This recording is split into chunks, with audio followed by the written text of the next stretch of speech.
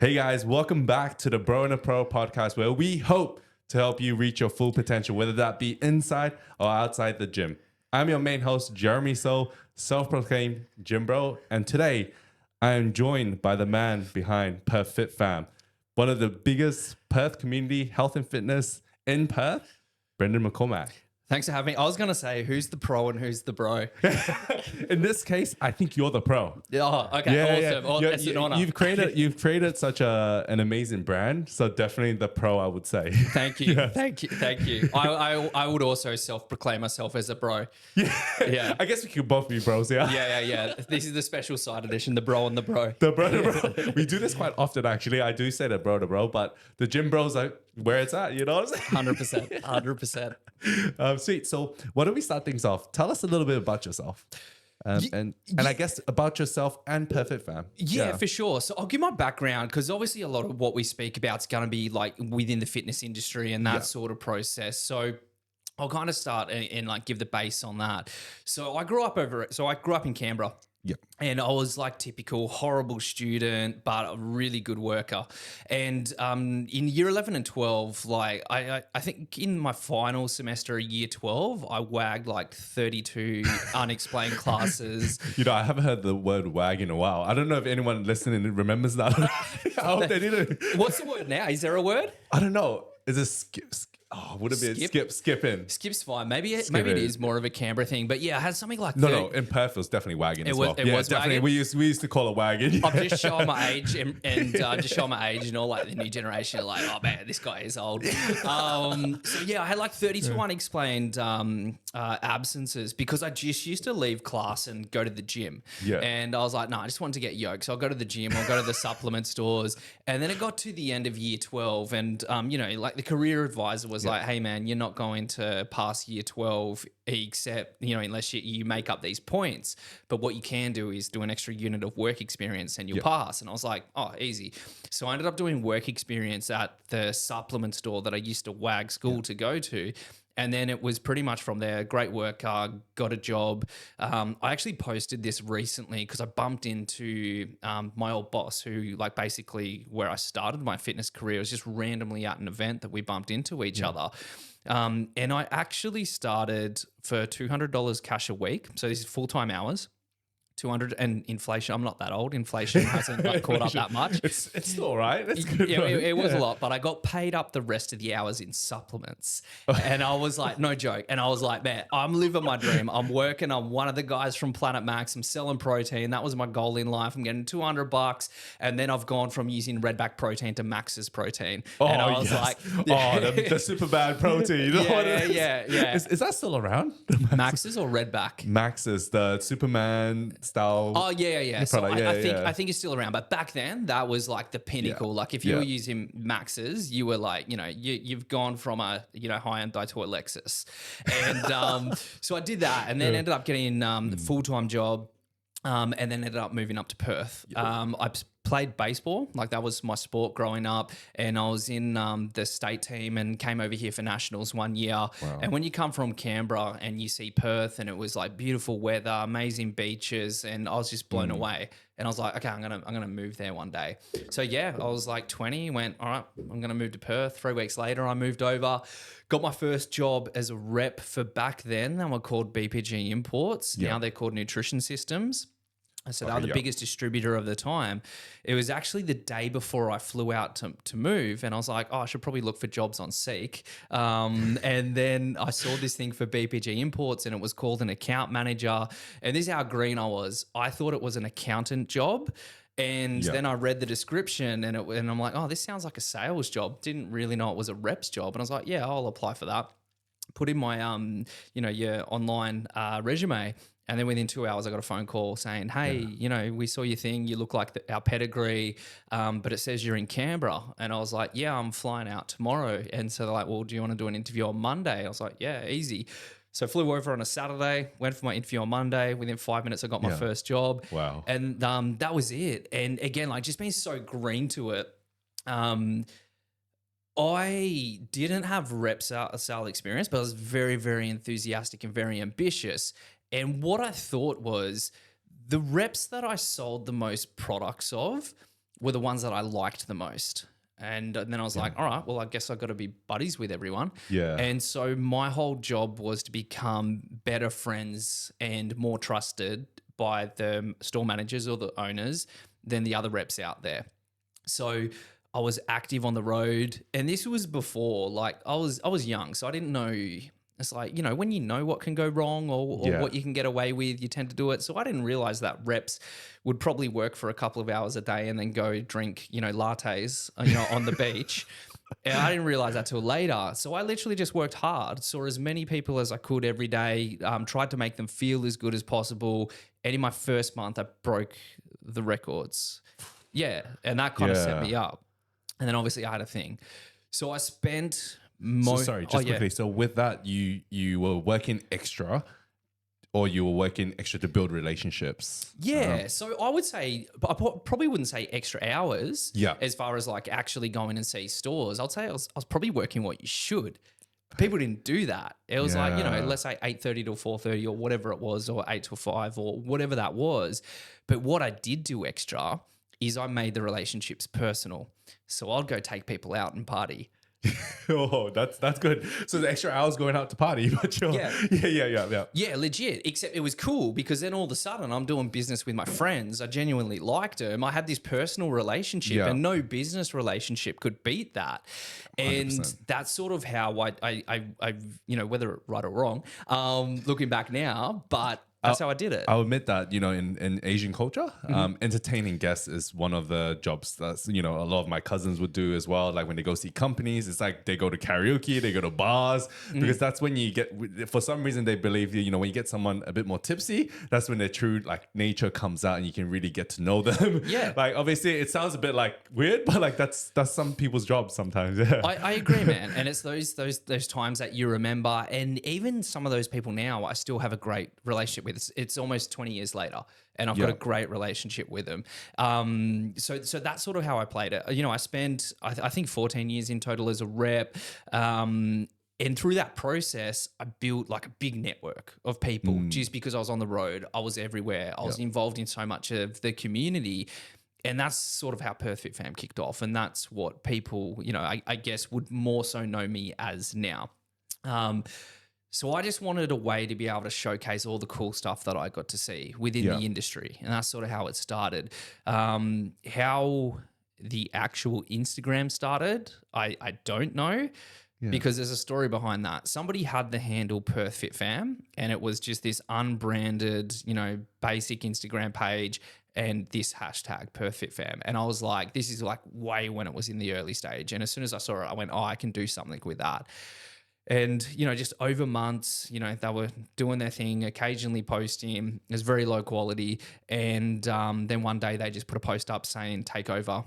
You know, just black post, white text, take over. Basically, hey, we're uni students. We can't manage the page. If someone who wants it, let us know. So, of course, I'm like, yeah, 100%. So I jumped in the DMs straight away, kind of said, hey, this is who I am. I'd love to take over it. Let me know how much. I'm happy to pay. And they're like, nah, not a problem. Here's all the passwords. Here's the emails. You take it. So jumped in straight away, got it, changed the passwords, registered the business name, the domain, the trademark, like everything, like literally within 25 minutes, it was all done.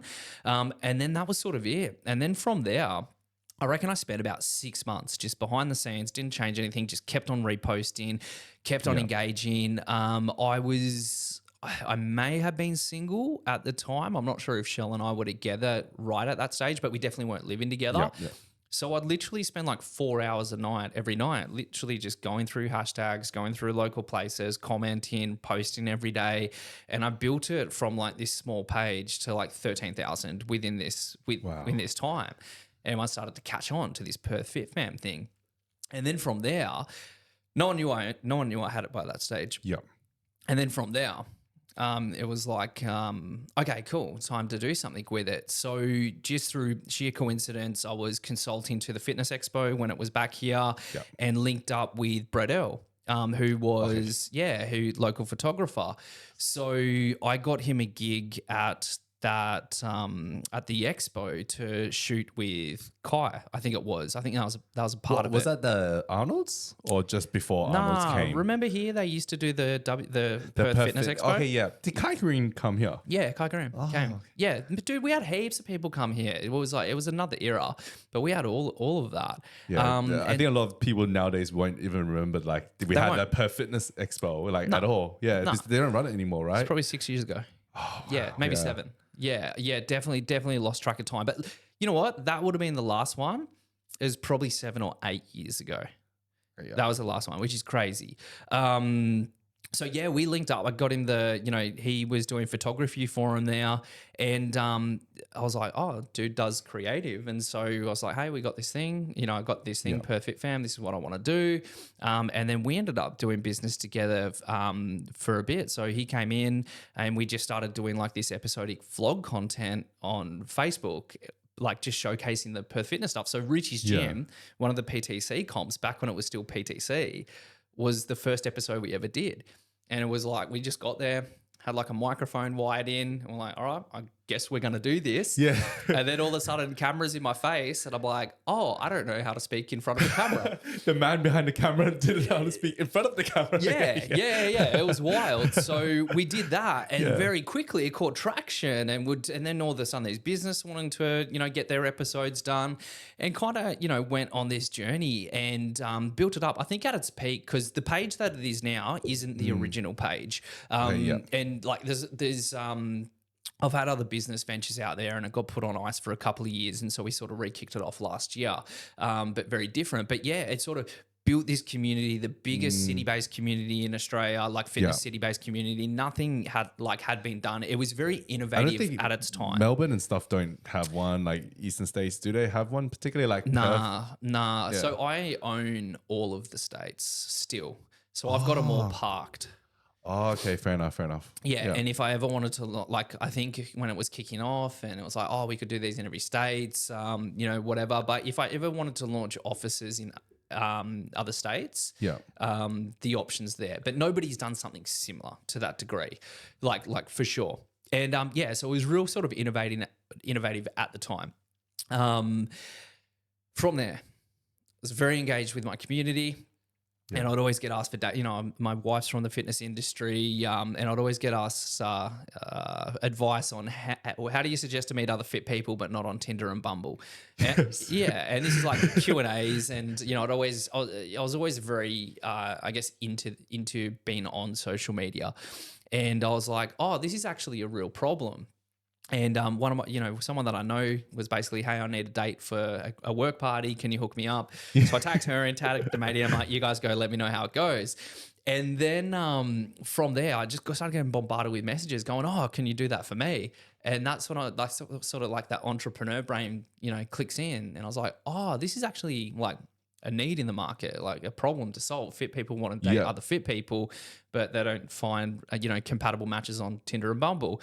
So then started, brains ticking. I'm looking at building out this app. I started doing this FitFam Find a Friday thing, and it just started like going off. Like it was actually working, and then ended up, building out a minimum viable product, going through the startup ecosystem here in Perth, raising a bunch of cash, bringing on former Bumble team and the former Bumble data analytics team. And just had this thing that grew, which is now Fitify. And during that time, that's when Perthfitfam got put on ice. Like investment, it was a big undertaking. It was like, okay, you can't juggle all these things. And I was like, with Perthfitfam, I'm like, you know what? I got so much stuff I want to do with it, but I guess that unfinished business. Yeah. 100%. So is Fitify still around? Yeah. It is, yeah. So you sold it in the end? Or? Yeah. So I sold my shares in it just before I had my baby. Yeah. So I had sold my shares, and the two co-founders, they still run it. So it's like all through UK now. It does its thing. UK has a big fitness industry over there. They have a massive. It has its own. It has its own. Yeah, for sure. It has its own. It's a denser population, and without getting into it too much, when you have a geographically based dating app, like a dense population is better than a spread out population. Like that may not make sense, but that does make sense. More people in a proximity. 100%. So it just how it sort of works out. So yeah, I guess like just going through all of these journeys, and I guess just bringing it back to Perthfitfam, and I guess now. So Bill and sold this dating app. I didn't know what I was going to do with my life. Literally had 3 months where I got talked into just, hey, don't do anything. You don't need to work. Just enjoy being a dad. So I literally had 3 months, did nothing, just stayed at home, went to the beach, enjoyed being a dad. And then I was like, all right, I should probably do something. But it wasn't actually until like 12 months after that that I was like, all right, I'm ready to get back into business. Like mentally, physically, I'm ready to go again. And I was like, I had just want to, bring back Perthfitfam because I have unfinished business and I think that it is such good things within the industry. But this time when we did it, we were always known for our content. Like if I had to say, what's the one thing that everyone knows you for? It was the content. And I didn't want to do business coaching. You have to sort of make the business work. So we were like, all right, I want to actually provide a tangible service which benefits the industry. And so we launched it as a creative agency, so content and marketing. And that's sort of like how it's kicked back off as far as like, the clients that we work with, what we do with them. I have to agree. Sorry. I have to agree that it's definitely like content is the thing you remember, but I do feel like what you bring differently to a lot of other different communities is that you combine all the communities like of the fitness industry. That's what's super important, because I think you do like obviously powerlifting, you do CrossFit, then you do bodybuilding. So that's why like what I'm most impressed about is that you're able to combine this all, that it's, all health and fitness. That we don't have to just be just bodybuilding or just CrossFit. That's what I really love about Perthfitfam. I agree. And I think, and that comes back to that whole heart. When you're in a niche, you know how big it is, right? Like, so bodybuilding's like your thing. Obviously, you've got the coach side of it as well. But like bodybuilding's your thing. When you're in there, there's thousands of people, the lingo, the clothing, all that sort of the culture, the politics, the personality, all that stuff. If you look at CrossFit from an outside, you're probably like, oh yeah, a few people probably do that. Then when you go into that, it's the same thing. Whole different world. Yeah, there's thousands of people. Powerlifting, jungle body, all these things, it's the same thing. From an outside, you might know about it, you might catch a glimpse, and you might go, a few people do it, then you go into it, and it just opens up this whole new world. That was the whole purpose of it. I like how you use the word culture. It's like a culture of different niches. Yeah. Exactly. And, now that you think about it, it's like, that's so true. Yeah. Like the way they dress, the clothing they buy, the, straps, accessories, 100%. like the way they train. It's like, it's the culture. Yeah. It's really, really true. There was a point that I was going to come back to on that as well, but it's okay. Well, if I comes back. If it comes back, no, you can just throw it in at any time. Yeah. Sorry, before I interrupted you. No, it's all good. It's all good. Sweet. So I guess, so did you want to continue on with what? I think we kind of got off topic here, like as in we just went around. I'll do that too. I'll just start a rant. That was a long intro. I should have not paused it and then gave you a question. No, it's all good. So we got to Perthfitfam. So you started making a marketing agency and stuff like that. So that's pretty much what it does at the moment. So marketing, content, that sort of stuff. Yeah, about 40% marketing, 40, that doesn't stack up. 60% content, 30% marketing, 10% event media. Okay, so it's like so other people will hire you to go into the business to help them with marketing, content, that social media stuff. Yeah. So my background's marketing. Like that's where I guess that's my strong suit is business strategy and marketing. And then Andy and the rest of the team, they're the content side of it. And so a lot of our clients, we do all of their in-house content. Like we do all of their own content. And then out of that, we'll collaborate with them and then do the Perthfitfam content. So you kind of like kill two birds with one stone.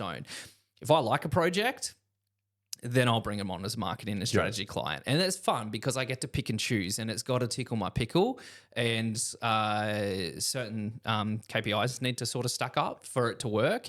Except if I'm like, yep, cool, that's a cool challenge, I want to bring that on, that's when I'll bring them on as a marketing strategy client for sure. Wow, amazing. And you also do commentating, see at ICS. That's another job.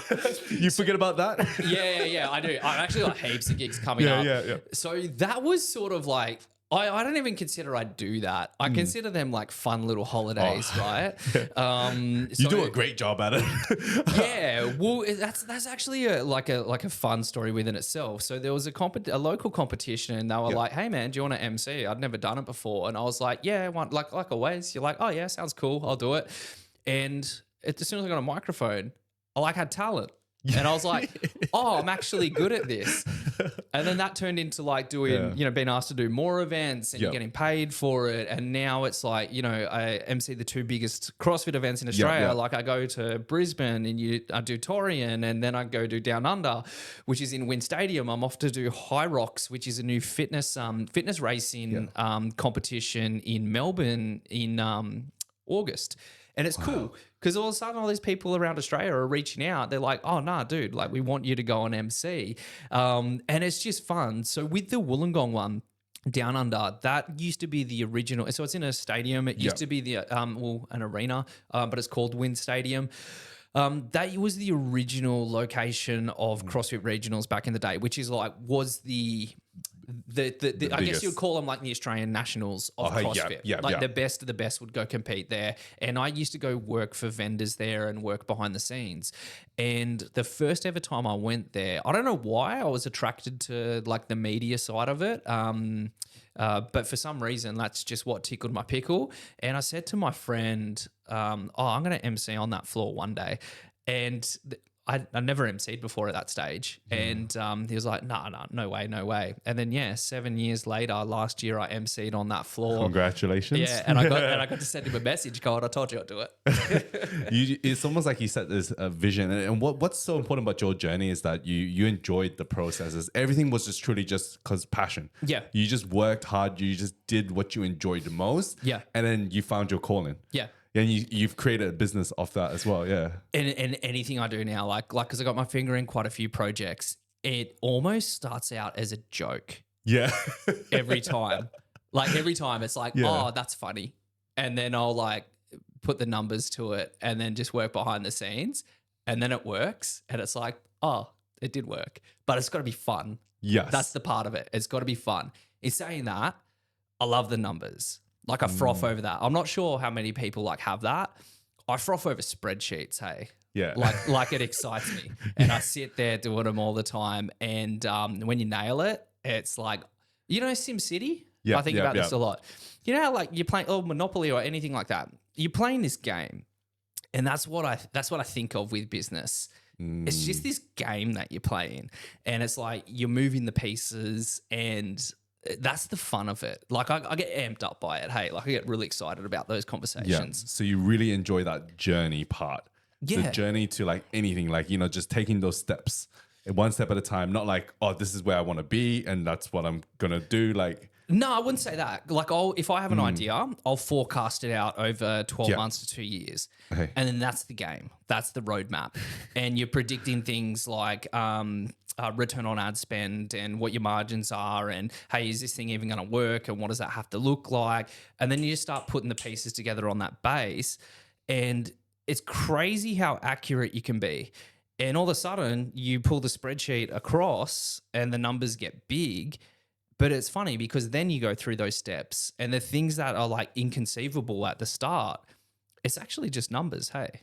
Like it works. It's just basic maths. If the KPIs are right, like if your return on ad spend's right, if your margins are right, if your size of the market, and then it's like the key thing is, do I have something that people want? And am I expressing that? Like the brand, I guess is what you could say. Am I expressing that in the right way? And am I solving a big enough problem? Yeah. Yeah. Do you think branding's important? That'll bring me to the question. 100%. Yeah. It's crazy. So we do a lot of branding. I guess as a creative agency, that's sort of where we're different in a sense that, so Andy, who's my counterpart, so people probably see him tagged in and he's the video guy. He actually comes from a branding first background and then a computer science background. Yeah. And he was just a hobbyist at creative that's actually what he's great at. Yeah. But because he has the background of other things, when we work with a brand or a company, we go into their brand first. And so we're not just there to point and shoot a camera. We're actually understanding the brand. Okay, how do you visually express what this brand is about. When we work with a lot of clients, they've never even thought of that themselves, right? You get a logo, you go on Fiverr or something, and then that's it. The backyard stuff. Yeah. That's my brand. Yeah. And branding is a longer term sort of thing, but it's a feel. And that's when we have discussions. It's very much, I want this feel. So even my wife recently, I helped her launch a sauna ice bath business. Yeah. And the way I expressed it was, if you got to do it differently, and it has to feel like a craft beer brand. And so when we went through the branding process, everything was about, it's got to feel like a craft beer, because you got everything's performance in recovery, right? Like, recovery this, performance this. And I'm like, no, fuck that. Make it craft beer. And that was it. And it's a feeling, but people connect with that. And that's so super important. So if you're a boutique gym, you might not think about brand. They may think it's the logos, the name, and stuff like that. And I'm like, it's definitely way more deeper than that. It's the feeling. It's a feeling that you make people feel 100%. Yeah. And if people, I think, invested in their brand, they'd have better cut through, because it would resonate with people a lot more. Yeah. That's one of the things I did at the very start of when I started S Legion, went through a branding company, because back then it was a big investment when I was just only a PT online coach. Like, it was a big investment to do it, but I think I learned so much from it. Like, he talked about like, what are your core values? What are your pillars? I'm like, I didn't even know, but obviously he asked you a whole bunch of questions, and eventually he understood like where we were. And I was like, whoa, that means a lot, because now when I have my coaches, when I get new coaches, it's more like, okay, who fits my core values? Yeah. Like, do you hold the same core values as me? And because that matters, like, do we have the same vision? Yeah. Because if we don't have the same vision, then we both can't, work, efficiently together. Yeah. Yeah. And then it's like, your clients are going to have an expectation of what S Legion is. And then if that doesn't fit it, it's like, well, what are they actually getting? Yes. You know what I mean? So I would say it's another Legion brand, right? Yeah. And so CrossFit Legion, Balcata. Oh, yeah. And I'm not saying this because they're Legion. It's just like to reiterate. Actually, I did see that. So I was like, hopefully there's no like CrossFit between us. Except they were so specific in that. So I trained there for 5 or 6 or 7 years or something. And they were so specific and probably unintentionally, I'm not sure if it was intentional, but it was like such a disciplined, stoic place where people came to train serious. And it was a very different brand to, like, let's say another CrossFit brand up the street. Yeah. They both appeal to different sort of people, but this one has a very strong brand. And you knew, hey, if I do CrossFit and I want to get better at CrossFit, this is the place where I go. Yeah. Yeah. But that's like, I guess just a twist on brand and what that means a little bit, and it should fit like a glove. Yes. No, that makes a lot of sense. It's almost like the idea of like, do you like Nike or Adidas? Yeah. Yeah. Like, it's the one that makes you feel like, obviously we know Nike is the goddess of victory. Yeah. So like deep down, it makes you feel like a champion. Yep. And then Adidas is maybe more innovation, and some people will be like, oh, I like the innovation. It feels smart wearing that. Whereas I feel like I'm a killer when I wear Nike, know? It's that sort of feeling. What about local brand, StreetX? StreetX. Yeah, blows my mind, right? And what Dan's done with that. And it's so crazy because I look at that almost as a case study of what nailing your brand is. Yeah. And they just have this cult following of people who just connect with this brand. Yeah. And like for me, something like that, like for a local brand, I guess which would be still considered probably somewhat boutique, but so awesome, dude. Like I look at that and I'm like, oh, that's someone who's nailed brand. Who's like really smart and got it down right. He knew exactly how to speak to the audience or to the viewers. 100%. Yeah, and I think that's super important. Sweet. Right. So a few questions. Obviously, we'll see how we go for time. Where do you think the health and fitness industry is at the moment after COVID? After COVID? Yeah. Oh, definitely recovered. Yeah, like well and truly beyond. So I do I go to like some of the Oz Active events and get connected more in the industry side of things as opposed to the commercial side of things. And so I've actually seen the stats, and we're recovered beyond. A lot of health and fitness facilities are, far better than where they were. But like as far as the state of the industry, I think about this a lot. So about 4 years ago, it's probably the first time I'd actually seen an industry report, and it was like less than 18% of the population actually go to the gym. And that was very, very loose in a sense that I think that was either once a month or once a year or something like that. Like, you're not going to get benefits at such a low rate, but it still counted. And in my mind, I was like, how is that even correct? Like everyone I know does fitness. It's not like early 2000s where before there was a gym on every corner, before there was Ziz. Ziz created an era. Yeah. So you would have been Ziz era, right? Yeah, that would have been when you came up. Yeah. So I was before that, and I'll actually touch on that as well with a little bit of like the industry and where it's at and where it's going. But I think about this a lot. I'm like, there's so much offering. Everyone knows about protein. Like there's CrossFit, there's 24/7, there's boutique, there's this, there's that. And, F45s. And I'm like, how can that be true? And then I realized, oh no, I view the world in my lens of I've grown up in it and everyone in my world is all fitness industry people. So I just assume that everyone does it. Whereas if you go hang out in the city where there's a like dense gen pop, just general pop population, then you realize, oh no, it's probably right. Yeah, it's probably right. It's probably about 18% and less, and it depends on how loosely you want to use that. Because the government guidelines is you're considered sufficiently active if you. I'm not sure if you know this either. You're considered sufficiently active if you do 150 minutes of activity per week. Activity can be like walk into the bus stop. So it's a very low standard, right? Yeah. You're saying there's 18%. So there's 50%, I think, or 51%, or somewhere around there that fit that criteria. But then if you look at a criteria as of people who go to the gym, so the number on that is 50% of that 50% have been to the gym at least once in the year.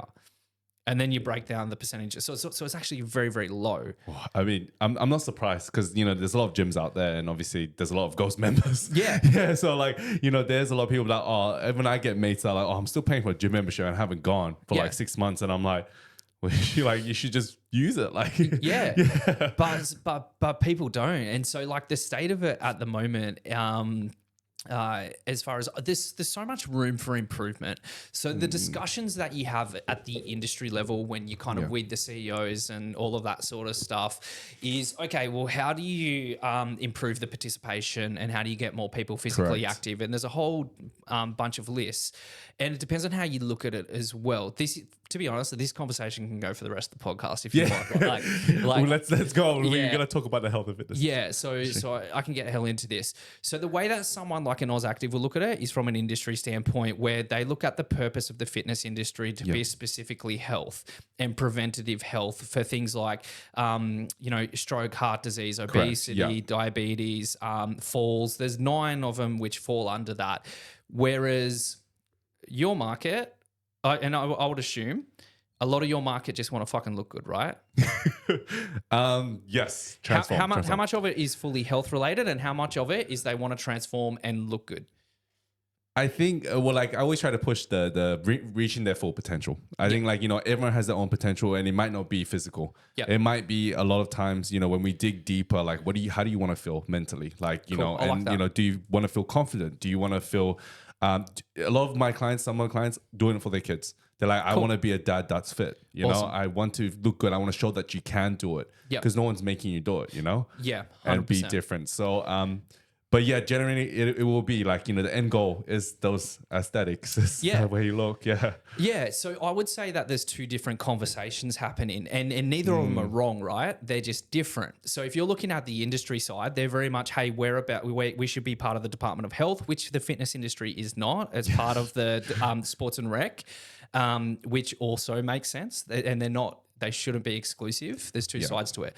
So the industry will say, from a top level is all about we should be health, we should be getting government incentives, we should be doing all of these things. We should essentially be treated as allied health professionals. Yeah. Initially, I agree with that, right? Where I'm like, yep, we do all of these things, and physical inactivity costs the Australian government $1.5 billion in a year in preventable healthcare costs. It's fucking crazy. So if you're looking at it like that, we should be getting some sort of subsidies, but the health industry works on cure as opposed to prevention. That should change, I believe. But then you got the flip side of the industries, because with this side, you need regulation. We don't have a lot of regulation. No. Technically, you don't need to be registered to be able to do what you do. Yep. So here's the flip side. This is where it gets funny. So these guys, we're going to call these guys the cowboys, right? I don't agree with that terminology, but that's the terminology that's thrown around. I know a lot of cowboys who are really freaking good at what they do and help their clients get results. And commercially, it's good. Yeah. So where do you split it? This is the trick question, right? Yeah. Do you regulate it? And so these people have a harder time to earn a living and to reach more people? Or do you unregulate it and not get the incentives from the government? So it's a bit of an open debate, right? It's a tough one. Yeah, I do feel like the government is more about cure than preventative. And I think that's like what obviously, working with, we have a new mentor, Jake, and he talks definitely about the healthcare system isn't obviously helping a lot of people, they're not preventing stuff. And obviously he's trying to, educate other people to be like, hey, we can give advice, do you could try this or do this to try to fix some things, Well, not exactly fix, but like just advice. Yeah. But so I reckon there's a bit of a blend there, right? Because one of the things that are presented by the industry is that we get support from the government financially and also for a like a national, we'll say health and fitness campaign. So you might be too young, but do you remember the Life Be In It cartoon ads that used to be on TV? No. Okay, cool. So you're a little bit too young. So they were, I remember them because when I was like, let's say 5, they were all over TV, and it was a guy who, like this family of little cartoon characters, and it was this Life Be In It campaign. Now, the studies show that when that campaign was on, an increased activity within the Australian population by 25%. Which is a crazy number, right? Wow, okay. And so part of their thing is, okay, well, we need support by the government to be able to do more national campaigns to encourage people to be more healthy and fitter. Again, initially, I'm like, that's cool. You got to do it. Now, the issue is if you look at that back in 1985 to 1990, early 1990s, is distribution of media was very different to how it is now. This is where it becomes a little bit more complex. Is putting an ad on TV or like to air TV the best way of distributing content in that format? And you'd have to say no.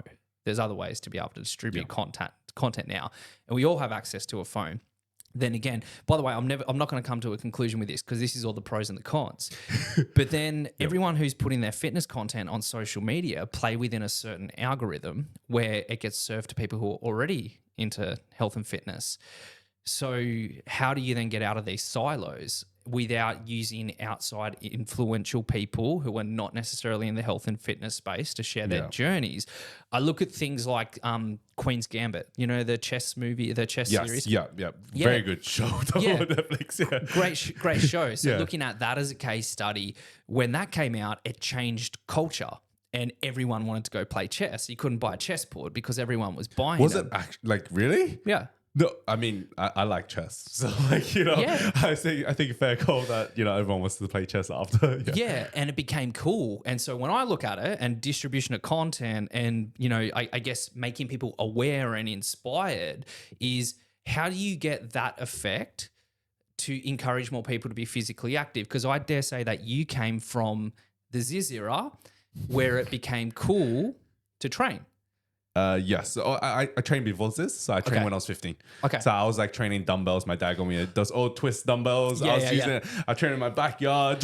That's cool. That's literally, so I've been training for a very long time. So I think like Ziz only came when I was in my 20s. Gotcha. Yeah. When I kind of started knowing who he was, like 18, 19. And I was like, oh, that's pretty cool. And it became like, he inspired me to get into like more training, like aesthetics and stuff. Yeah, but look, Yeah. so Rez, so local pro bodybuilder. Yes. So I was a youth leader for years, and he was one of the young kids that I used to help out. And he might have been, I think he was at Clarkson High, and he might have been, let's just say 15, and just loved Ziz. So I used to take him and his mates to the gym and train. But that inspired Reza, I believe, bro. Okay, yeah. There's photos, man. People can find it. Me and him. Yeah.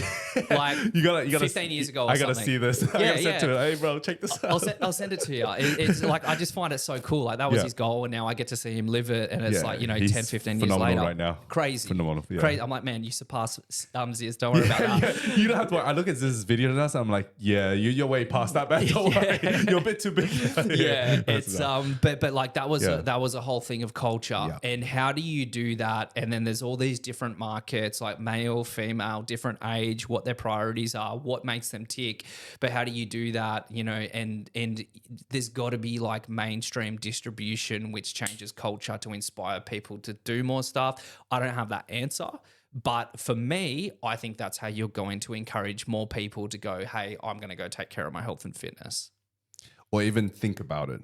Like as long as it gets into the people that aren't thinking about like, wait a second, I should probably do something about this. That's when they'll start looking at things. For sure. And obviously then we have to hope that, the industry is educated to some extent to at least help them and advise them to give them the best advice. And 100%. I think, people get this misconception that health and fitness, it's like we focus on the fitness aspect, but health is just being active more, moving more, feeling healthier, not actually like have to look good and be like shredded year round. I think the problem is like the industry. It's weird because like you said, it's the industry is very competitive right now. Obviously, in the online coaching world, everyone's like, you gotta look good. Like if you gotta look good, it somehow just gives you a pedigree over someone else potentially because you've done the work and people want to vibe with that. Oh, he's put in the work. He looks like that. I want to look like that. Yes. Yeah. Yeah. I think that, and you definitely have different ages and cycles where when I started, I was a very, very skinny kid and I just wanted to look good and be big. And then I got into the performance side. So aesthetics versus athletics, where I moved into CrossFit.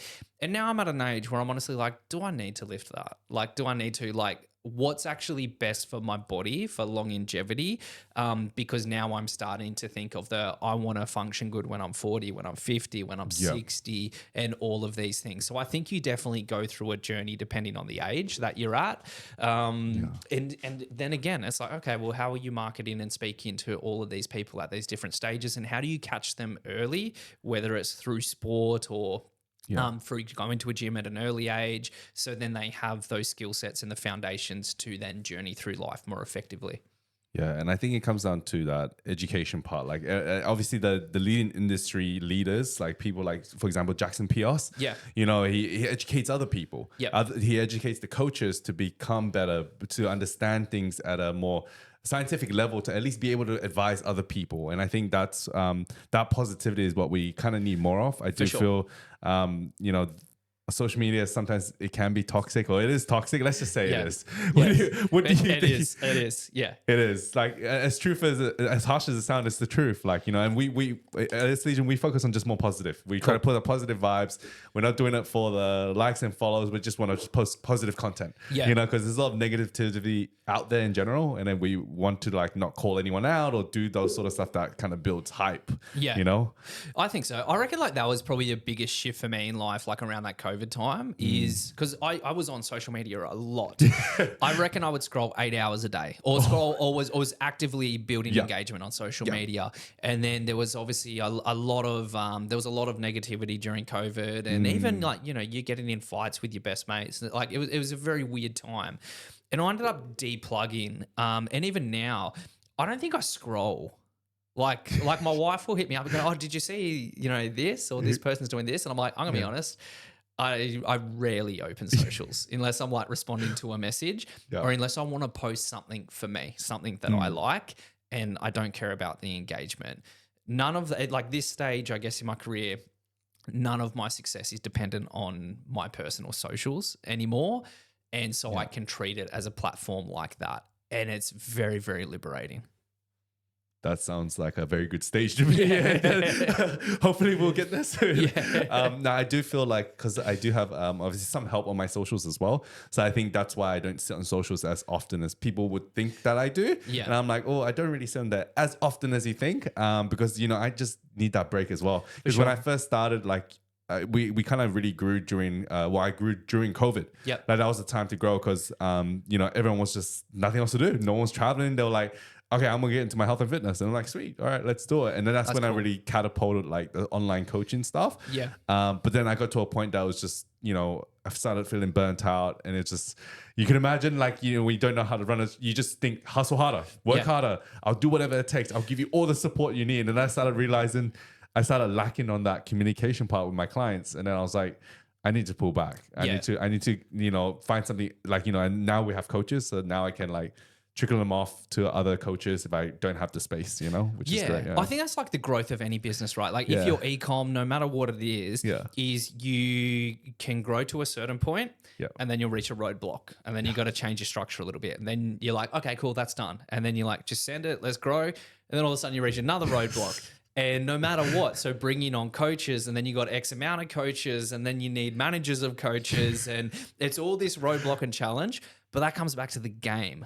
Like I look at that like a game, and it's like, all right, how do you solve these problems? Cool, let's keep on going.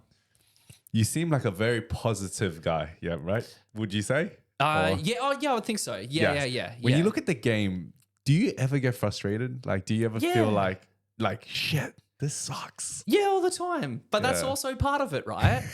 Like that's part of the game. Sometimes it sounds like you're still enjoying it. Yeah. Because I reckon like everyone should suffer. I think that you should do things in life which are extremely hard, which make you suffer, because then you build a tolerance to it. And then when you suffer again, it's like going to the gym, right? You get stronger, you build muscle, you adapt to it. I think that your character is like that as well. And there's no way anyone can debate that. So I think that by doing hard things, so in your space, whether it's a contest prep or a transformation, that's really hard for some people to do. And just doing that and getting on stage and going through that process, it teaches them so much skills. So for me, I done that stuff when I was young. Even doing like, let's say, so a 24-hour race was one of my things that I did. 24-hour race. But what I learned was, because I finished it and I hit my goals, and through that whole process, you're getting injuries, your knees are blowing out, your toes are bleeding, and you know it. And you want to quit, and you go through these stages where you're having those mental discussions where you're like, quit. You're talking yourself through it. Yeah, that's right. And all the negative stuff, and then you got to remember your whys, and then you break through it, and then all this, like, you know, that happens a lot. And then you get to the end of it and you're like, fuck, I did it. I hit that goal. Like that thing that was extremely difficult. And it's all of those which have compounded over time, which is like why I like to do those challenges, which have helped build my character. So when I do get the challenges, and you do, like no one doesn't get them, but you become like unemotional to it, where it's like, cool, you just work through it. It is what it is. You're speaking volumes there. I think, you know, a lot of people need to hear this. It's like you got to prepare to feel very uncomfortable to then start to feel a bit more comfortable. But like when you break through those plateaus, it's, you know, I don't know if you've seen this movie. Oh, I can't remember the name of the movie. Maybe I'll come back to it later. But it's like This Man X. What's that movie called? Is it like a Vin Diesel movie? No, it's a movie. No, it's a documentary on Netflix. Yeah. So I'm not too sure. I have to get back to you on that one. But yeah, it's like This Man X. It's the person that's the doubt that always holds you back from doing anything in life. Yeah. No matter how successful you are, everyone has different levels of doubt. Yeah. And I think, you know, or something holding you back, the negative self-talk. Yeah. Obviously, it's about catching these thoughts and like really holding yourself like, wait, I can't speak to myself like that. Would I speak to other people like that? You know, it's something that I kind of learned over time. Like, would I say to someone like, oh, no, you can't do it? Yeah. Like, you know, you're shit. Like, I'll never say that because, you know, but I talk it to myself in my mind. Yeah. And I think that's something that you have to be aware of, that, you know, you shouldn't say that stuff to yourself, even in your mind. Yes. Because like, it's not going to be beneficial for you. I reckon like I've had those chats before, and I find it very, I don't connect or understand when people have those doubts, like, oh, but what about this and what about that? And I think it's the conditioning.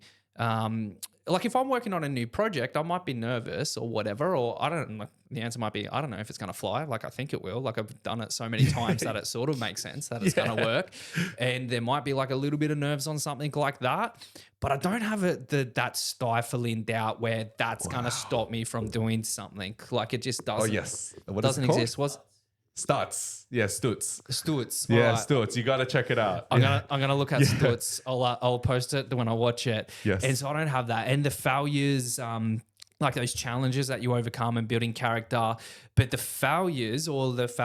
things that have seemed like the worst thing that could happen in my life that have happened, when I look back, they're the things that, and this sounds cliche, but they're the things that made me so much better at what I do, that now I look back and I'm like, oh, that thing which I thought was going to crush me actually helped me become a much, much better version of myself. And at the time, it doesn't feel like it. It's like, I'm ruined or whatever. That's it. That's it. And I'm like, now I look back and I'm like, oh no, that made me much, much better at business, or that made me better at speaking with people and having confidence. And I think I don't get into like a lot of the success speakers, like face to camera stuff on social. To be honest, I just like watching funny shit in UFC. Yeah. That's what I like. I mean, a lot of people are there for that content. It's either usually funny shit, and that's for me, like interesting stuff for me. It's like aliens and stuff like that. That's the stuff I look at. Like, I'm like I'll go down rabbit holes. For me, the rabbit holes are hectic. That's brain dead time. Yeah, for sure. So but Hamosi, who's like now the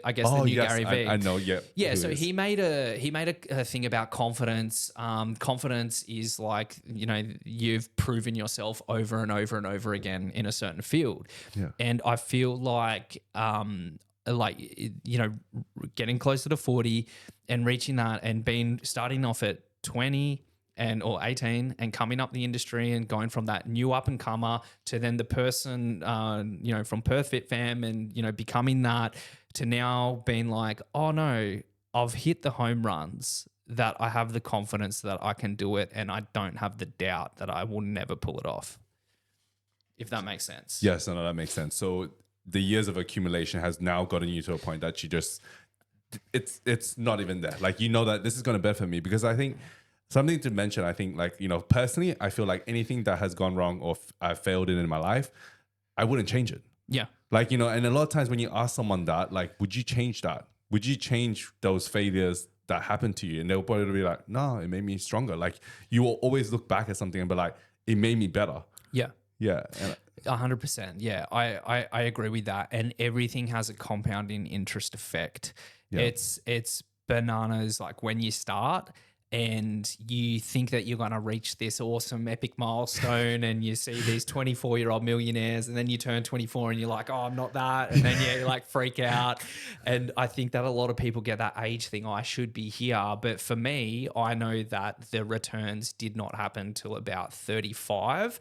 And now I like know that I'm in my prime. Like I feel it and I know it, and it obviously happens, in business and things like that. And I'm like, oh, you've now reached your prime, and you have about a 10-year period of this prime until there's a new generation, there's new people. So my whole, and I get to go off into the abyss. And it's like the kids who never knew the Fitness Expo was here. There's going to be that new generation that never knew Perthfitfam, Brendan McCormack, any of this stuff happened. So I have my impact time now, and my whole job is to raise up that next generation. So when I bow out, they're in a much better position than I was. And that's how I look at it now. I think, the social media has created this this illusion that you have to be somewhere or you at a certain time, and it's probably due to these people like, oh, I'm working on my private plane doing this, and you kind of like, okay. Yeah. But like the most important part is, do you enjoy what you do? 100%. That's it. And that's what I say to people too. You're going to reach a crossroad in life. And I'm not sure if you went through this, I'm sure you did, but you're like, okay, I've got this pathway, which is safe. And then I got this pathway, which is what I love. And a lot of people would think you're crazy. And again, this is a cliche thing, but it's so true. And it's what happened with my life. When I started working in the fitness industry, I always got told, oh, when are you going to get a real job? Or like, why don't you do this? That's how I actually did end up in Perth, because my parents wanted me to work a public service. It's what you do in Canberra. It's kind of like the FIFO over here. And they were like, they all worked in the public service. And my mum literally had employment contracts saying, hey, I can get you a job. I think you should do this. Yeah. And I couldn't sign the contract. And that's when I said, no, I'm going to Perth. So I made a decision to chase selling protein, essentially. And now I look at the compounding effect over the years and I'm like, man, I literally, even to this day, like we spoke about the MC things. Yeah. Man, to go MC an arena, that's fucking crazy, dude. Like to have these experiences. Dude, I filmed Israel Adesanya. Do you know how I filmed Arnold Schwarzenegger? UFC? Yeah, UFC. Yeah. It's like I get to live these crazy, like take the business shit out of it. From what I get from that and the opportunities, I literally get to live the dream, dude. And that's what I say to my guys coming up now. I'm like, hey, your doors are going to open, like your world's going to open up, and just make sure that you like sit back and soak it in, because one day this shit's not going to be here. And I still remember I filmed Arnold twice. And I still remember the first time I didn't do that. I was just so much in the hustle and bustle of it that I kind of like didn't absorb it. And I kind of went, oh, did that even happen?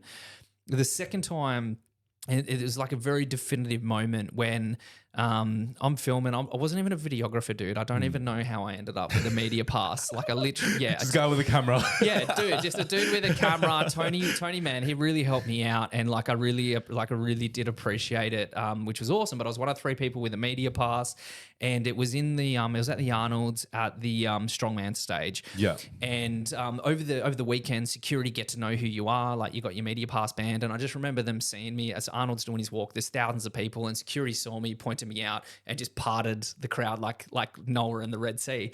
So I'm walking through like with my camera and the dead cat, and I'm like, oh, that's a bit weird. And then went on the strongman floor. Yeah, and Arnold's there.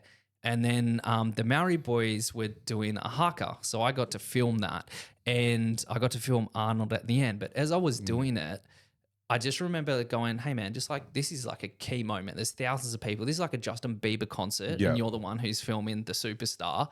Just soak it in for a bit. So I just had it on film and pulled, just kind of looked around. And I just remember thinking, man, this is crazy. And then got the rest of the shot, and I like, crazy moment. That's Arnold, man. I watched Pumping Iron like 200 times. Have you watched his recent new Netflix series? Awesome. Loved it. Awesome. 3 different parts. Yep. Amazing. Just the guy honestly did everything. Yeah. He did everything, like from bodybuilding champion to what's the next stage? Movies. Movie star, and then like went into there was a governor. Governor. Yeah, and I was like, that was Arnold. That was like the guy for all of those stages. He is honestly on a different, I would say, wavelength. I would say, like, with regards to how his mindset is built. Like, he is next level. But then how much has that changed over the years too? Yeah. Like now he does his things, and he's got his pony and his donkey and he's just chilling out. Like nothing lasts. My thing when I met Arnold, or when I filmed Arnold the first time, was Arnold for me was the Terminator and Pumping Iron. They were the 2 Arnolds. When I think Arnold, that's what I think. And then I met him, and he was Grandpa Arnold, and my brain couldn't process it. As much. Shock, yeah. As a human. I was like, oh, this is Grandpa, this isn't Terminator. And my brain had a hard time processing it. And that's when I realized, and it's probably something where I think now when I talk about, I have this window of opportunity because it's all going to go away. And that's why I want to make the most out of my prime, especially. You want to make the most impact. Yeah, because I'm not going to get it again. Because if Arnold becomes Grandpa Arnold, I'm going to become Grandpa Brendo. And I don't think people, I don't know, maybe they do, but I don't think a lot of people. I can still see MCing when you're grandpa. Definitely not, man. I tell you, I'm building up a team now so that I can, they're great. And then I will peel off into the background. Business team, everything. I just want to build up the next guys and then gracefully bow out of the game, hey? Yeah, just sit back and be the founder of Perthfitfam. I don't know, just go sit on, just go be a dad. Yeah. That's super important. I think, so me, we were just on a I love this chat that we just had. It was honestly very deep and personal. And I think a lot of people can take a lot of benefits out of it, like, learn a lot from it as well. Like from your journey, it's honestly been such an amazing journey. Like the positivity you've shared, the hard work you've hustled. And I think, building this relationship was probably like the number one thing you did really, really well. Networking, like you were able to be kind to people, be nice to people. And I think that's something that personally, I feel like we are losing a little bit of that. Like some people do become more arrogant. They're not practicing that humility, like practicing the way they present themselves. And I think that's super important because like you don't want to burn bridges. No, you definitely don't. And my mentality, one of my strengths is networking. I would probably say my two biggest things would be finding holes in a market, like finding a problem to solve. And then the other thing would be networking. I've never tried to be a networker. It was just a naturally ingrained thing where I loved being around. It's like us having this conversation and you saying, hey, I just love chatting. I naturally just loved hanging out with people, helping people and making people feel good. I never tried to network for any benefit. That was just my nature. And because of that, that's why things compounded over years and just provide value.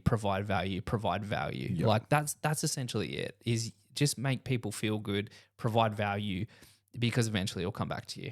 It's like the law of reciprocation. For sure. Just spread that positivity. Like, that's super important. I think just like, just provide value, keep adding value. Yeah. And just, focus on because no matter how much, I guess like the impact you have on people matters more than how much money you make. For sure. Like that is one thing that, you learn as you keep building your business. It's like, you can chase this monetary goal. Great to have ambition, but just know that at the end of the day, it's going to come back to how much impact do you have, because no matter how much amount of money you make is going to make you feel better. Like there will be, but like, you get what I'm saying? Like, along those lines. Yeah. Realistically, I think that if someone earns once you reach 100, 120 grand a year, I think that the positive rate of return like diminishes drastically. Yeah. I think is that actually studies as well? Is that your personal? It probably is. You can probably Google we gotta look it up. It would be, but that's what I think. I think is once you reach. No, I think it was. I think I did see that the other day. They did say it's like to live comfortably. Yeah. That you wouldn't have to worry about a lot of things. Yeah. Nah, and I think like everything else is just like a zero afterwards. It doesn't change, and that's why I say it's just a game. It's just a game. It's just a game. Enjoy the journey. Enjoy the game. That's the truth. 100%. Sweet, man. Sweet. We went on for an hour. It was really, really great chatting. I really enjoyed this. I feel like I don't really want to ask any other questions beyond what we just chatted about, because I think it's such on a deeper connection and level that I want to leave it at that and maybe save it for the next podcast. We can go through a whole bunch of other questions that we have written. But yeah, Brendo, where can people find you? Obviously, just type Brendo into Instagram and I'll pop up. Yeah, if you don't know, if he is the MC for ICN, which not this year. Not this year? Nah, not this year. There's I'm having a baby the day before. Oh, okay. Yeah. Exciting time. So second baby, right? Second baby. So I had to say to Ryan, hey, I'm really sorry, dude, but we're gonna have to pull a new team in. No. Yeah, so I'm having a baby the day before. If it comes early, I'll pop in and I'll still be at ICN. With a baby. Oh, yeah, I should probably be careful. My wife's at home and I'm just like, I'm just gonna go see a bodybuilding show, mate. I'll make sure to grab a photo. Probably not. I have my finger in a lot of pies around the industry. If people can just see me at Brendo. Otherwise, Perthfitfam, is the main thing. But yeah, if people have questions or stuff, just like shoot them out. Hey, whatever. I think any questions, any deeper level connections, you just want to ask Brendo. Like send him a message. Perthfitfam. I'm sure you see him in any industry: CrossFit, powerlifting, bodybuilding. He's all around, bro. Yeah, he's all around. He gets around. Yeah. But once again, thank you so much for coming on this podcast. I really enjoyed this a lot. I hope we can do a second one very soon. And 100%. Then probably after the baby, maybe before then, we'll see how we go.